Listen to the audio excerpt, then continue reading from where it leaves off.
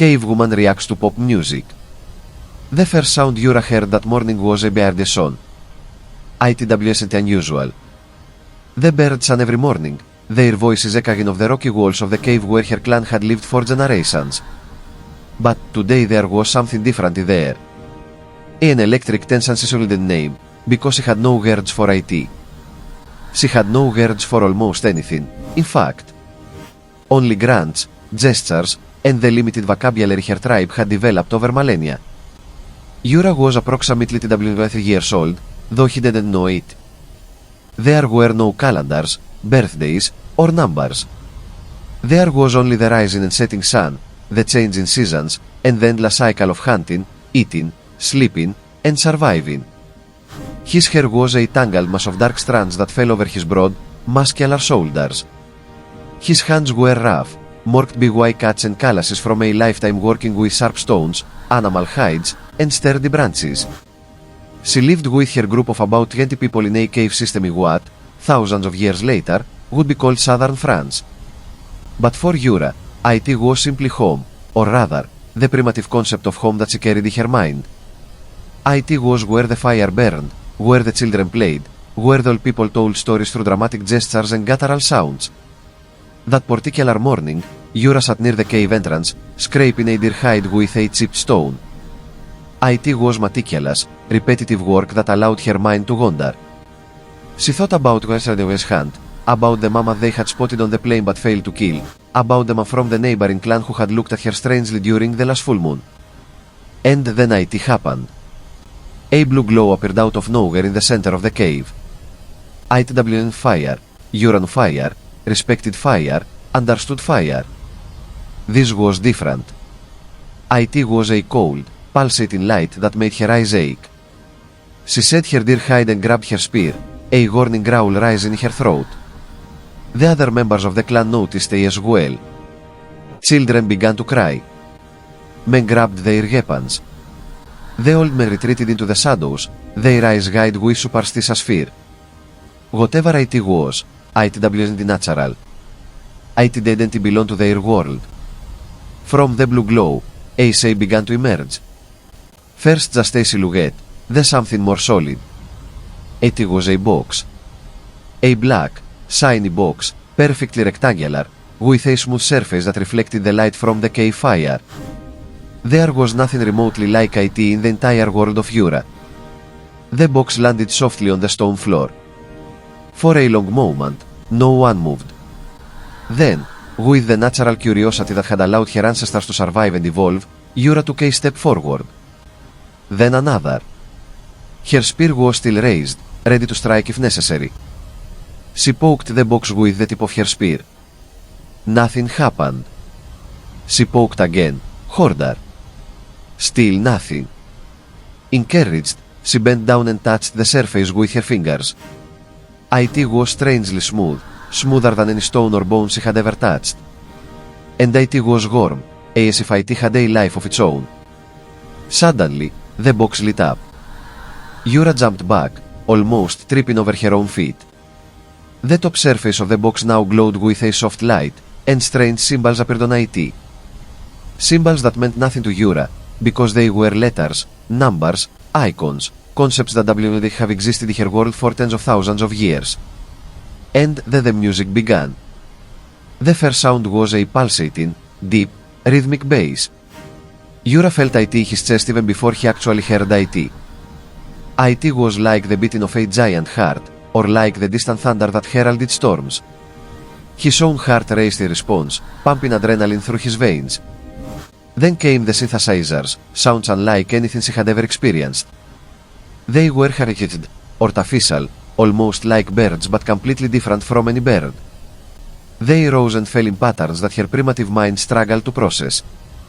And then the voice began to sing. It was a female voice, processed through auto-tune and layers of digital effects. She sang about love, about fame, about knights in gloves and broken hearts, concepts totally alien to someone whose biggest concern was whether there would be enough food to get through the winter. Yura froze. Her brain, evolved to detect the roar of predators and the whisper of prey, didn't know what to make of it. It wasn't a natural sound. IT didn't come from any visible source. IT had no body, no form. IT simply existed in there around here. The other clan members reacted in different ways. Some fled to the back of the cave, covering their ears and moaning in fear. Others remained where they were, frozen by confusion and terror. Two small children began to cry uncontrollably. But Yura remained in place. After the initial shock, something within her changed. The music was strange, yes. It was frightening. But it was also interesting. The rhythm, especially. That pulsating bass spoke to something deep inside her, something primal. It was like the drumbeat they sometimes made by stretching animals' skin over HLW tree trunks, but infinitely more complex. She dropped her spear on the ground. Slowly, cautiously, she began to sway. First, just a subtle movement of her shoulders, following the beat. Then her hips began to move. IT wasn't really dancing, not in the way future cultures would understand IT. IT was more instinctive, more visceral. IT was her body trying to synchronize with that foreign but mesmerizing rhythm. The music changed. Now IT was an explosive chorus, full of energy and intensity.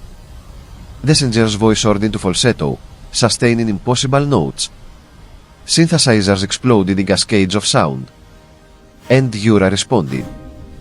Her movements became wider, bolder. She jumped, spun, waved her arms in the air. To a modern observer, IT would have seemed comical, a cave woman dressed in animal skins, awkwardly dancing to electronic pop music in a fire-lit cave. But there was something profoundly moving about IT as well. There was humanity in its most basic form, responding to music in the same way its descendants would respond tens of thousands of years later. Because music, after all, is one of the most fundamentally human things. Archaeological evidence suggests that humans have been making music for at least 40,000 years, perhaps longer. Bone flutes, skin drums, voices joining in song. Music preceded writing, preceded agriculture, preceded civilization. IT was at the heart of what IT meant to be human. And here was Yura, separated from the creators of that music by an almost incomprehensible abyss of time, yet still connected to IT on the most basic level. The rhythm, the melody, the sheer energy of IT, transcended eras and cultures. The other clan members watched with a mixture of fear and fascination. Some began to approach cautiously, drawn despite themselves. A young man, the same one who had gazed at Yura during the full moon, stepped forward. Then another. Soon he was beside her. He saw movements awkward but sincere as he tried to mimic what she was doing. Others followed suit. An older woman, who usually spent her days making baskets and looking after children, began clapping to the rhythm, or at least as close to the rhythm as she could understand. Two children, forgetting their initial fear, began jumping and spinning. The cave was transformed. That space, which had been merely a shelter from the elements, a place to sleep and store food, became something different. IT became a primitive dance floor, a sacred space where the impossible was happening. The music continued playing, song after song. They were pop hits from the 2020s, songs about toxic relationships and family, about parties and loneliness, about the triumphs and tragedies of modern life. The lyrics meant nothing to Yura and his clan. They didn't understand the words, they didn't know the context, they still didn't grasp the cultural references. But the sound, oh, the sound they understood. Or at least, their bodies understood. The beat that made their feet move. The melody that made something tighten in their chests. The pure energy that made them want to scream and jump and throw themselves into the moment. Yura danced until her legs ached. She danced until sweat dripped down her face. She danced as if possessed, and perhaps she was, possessed by the very essence of music, by that mysterious force that connects all humans across time and space. Eventually, inevitably, the speaker began to malfunction. The batteries, or whatever was powering IT, were running out. The music began to slow down, becoming distorted. The singer's voice turned into a deep, dreadful moan. The synthesizers became strange, spasmodic noises. Yura stopped dancing, breathless and confused. What was happening? Why was the sound changing? She approached the box, touching it again as if that could somehow fix the problem. But there was no fix in it. With a final electronic gasp, the box fell silent. The light on its surface flickered and went out. And then, as suddenly as it had appeared, the box vanished. There was no blue glow this time, no warning. It simply ceased to exist, as if it had never been there. The cave fell silent. The kind of silence that feels deepest after so much noise. Yura and his clan stood still, staring at the empty space where the box had been. No one moved. No one spoke. It was as if everyone was trapped in a spell. Then, slowly, normal life began to return. The children went back to playing. The men took up their weapons and went out to hunt. The women resumed their work with furs and baskets. The fire continued to burn, indifferent to the extraordinary events that had occurred. But something had changed. Yura could feel it, even if she struggled to articulate it. There was a new restlessness within her, a longing for something she struggled to name. That night, as the clan gathered around the fire as they always did, she found herself tapping her fingers on the stone beside her, tapping to the rhythm that still echoed in her memory. And he began to hum. They weren't words, his vocabulary was too limited for that. But it was melody, or his attempt at one. He was imitating the sounds he had heard, recreating them as best he could with his primitive voice. The others looked at her strangely. But then, one by one, they began to join in. Banging stones, clapping, creating their own simple rhythms. Humming their own melodies, trying to capture something of that magic they had experienced. It was probably the first time that clan had deliberately made music together. Not a hunting cry or a warning call, but music for the sake of music itself. Art for art's sake. And all because, for a few crazy minutes, a cavewoman had reacted to pop music.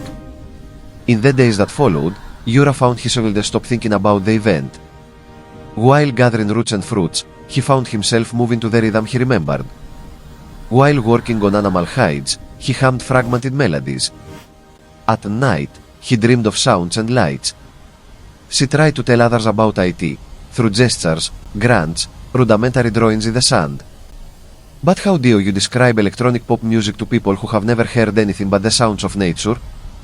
How do you explain synthesizers and auto-tune and digital production to people who are just beginning to master the stone tools? Impossible. And yet, she tried. And curiously, although the Sogel didn't understand the specifics of what she was trying to communicate, the clan responded. Because they had all been there. They had all heard. They had all felt something. The young man who had danced beside her began to create rhythms by striking stones together in new ways. The older woman began to sing a cigarette, melodies invented but which were inspired by memories of that impossible music. The children invented new games that involved movement and sound in ways they had never done before. It was as if that brief exposure to pop music had planted seeds in their minds. Seeds of creativity, of artistic expression, of a desire for something beyond mere survival. Of course, these changes were subtle. They didn't transform the Yura clan overnight. They still spent most of their days hunting, gathering, and fighting to survive. They still lived brutally short lives by modern standards. They were still trapped within the limits of their primitive cognitive and linguistic abilities. But there was something new there. A spark that didn't existed before. Weeks turned into months. The memory of the event began to fade, as all events eventually fade. But the impact remained. The Yura clan continued making music in their own primitive way.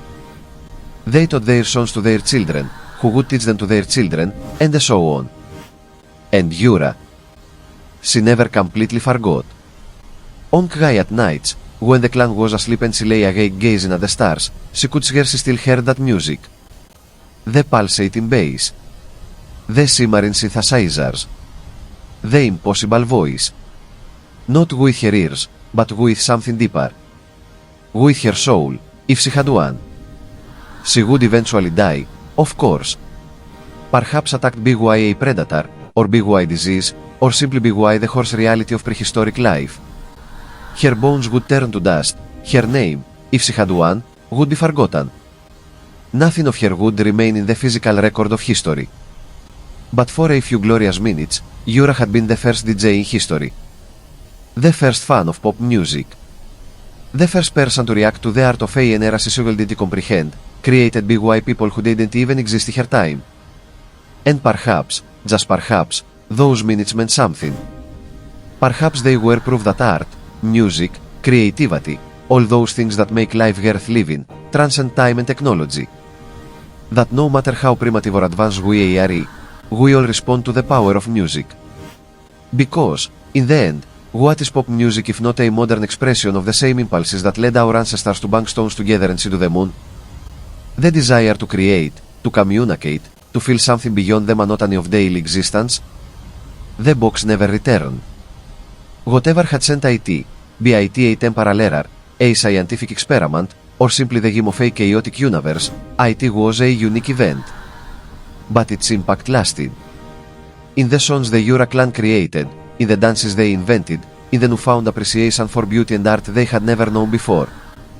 And perhaps, somewhere in the depths of time, echoing through the ages, one can still hear the sound of a cavewoman dancing to the rhythm of pop music. Clumsy, yes. Primitive, certainly. But genuine, true, and profoundly, irrevocably human. Because that is what we are, in the end. Not just survivors or predators or tool engineers. We are dancers. We are sinners. We are creatures who hear the rhythm and can't help but move. From caves to clubs, from bone flutes to digital synthesizers, IT has always been this way. And IT always will be. The music changes, the technology evolves, but the impulse remains the same. To beat, to sing, to dance, to create. And somewhere, sometime, a cavewoman named Yura understood this better than most. Even if I never knew.